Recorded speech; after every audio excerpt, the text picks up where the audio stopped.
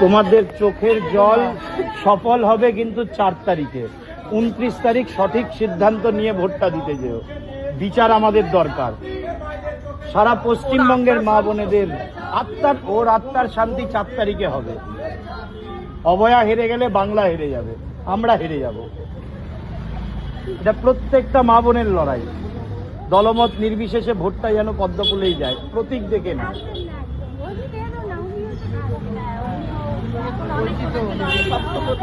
লড়াই করতেই হবে, তবে শুরু লড়াই করতেই হবে।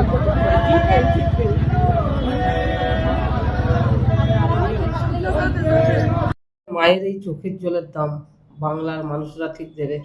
আর যদি অভয়ার মা হেরে যায় তাহলে জানবেন পশ্চিমবঙ্গে কোনো মেয়ে আর কোনোদিন বিচার পাবে না। তাই অভয়ার মাকে সমস্ত ওখানে ধর্মের মানুষ, সিপিএম, কংগ্রেস, তৃণমূল, যে সমস্ত মায়ের জাত আছেন তাদের কাছে বলছি অভয়া মাকে জেতাতেই হবে যে কোনোভাবেই।